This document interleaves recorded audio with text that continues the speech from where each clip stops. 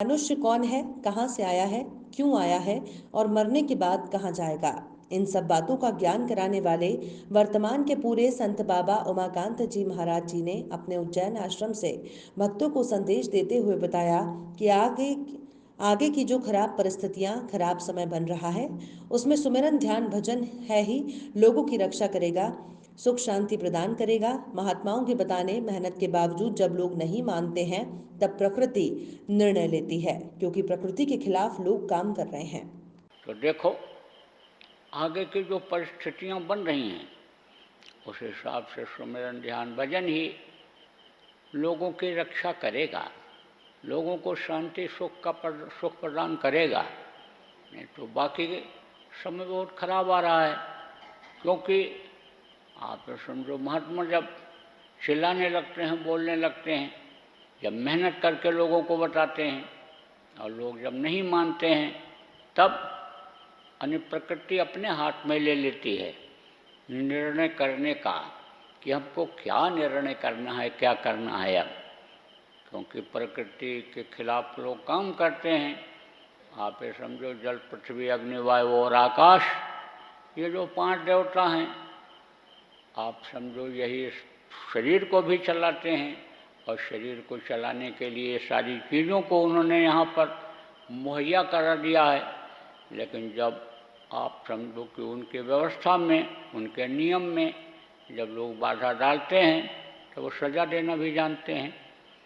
यही हवा आप देखो कि सुखदायी होती है, कहे तो क्या बढ़िया हवा चल रही है, एकदम से सांस का भी मरीज, फेफड़े का मरीज, हार्ट का मरीज जब खुली जगह पर पहुंच जाता है, बगीचे में पहुंच जाता है, पहाड़ों पर पहुंच जाता है, तो वो स्वस्थ हो जाता है।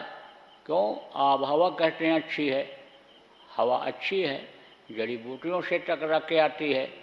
आप पे समझो कि निर्मल जल जो बह रहा झरने का, उससे टकरा के जब वो हवा लगती है तो मनुष्य के स्वास्थ्य के लिए वही हवा अच्छी रहती है। कहते हैं मन प्रसन्न हो गया, बहुत अच्छी हवा बह रही है। और कहीं आप समझो जहरीली हो जाए हवा तो वही जानलेवा हो जाती है। तो जब ये खुश रहते हैं तब तो ये देते हैं, और नाराज़ हो जाते हैं तब ये उसी को जहरीला कर देते हैं।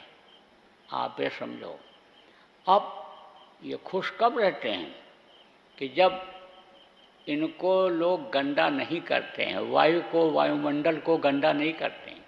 पूरा वायु ही भरा हुआ है, वायुमंडल जिसको कहते हैं, वायुमंडल है पूरा।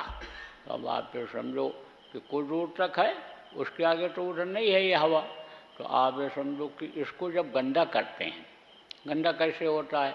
जैसे आप ये समझो कि धुआं कर दिया, बदबू, यानी कोई चीज़ जलाया उसकी बदबू आई, तो कहते हैं कि एकदम देखो बदबूमय हो गया ये, यानी उसी में आदमी का दम घुटने लगता है।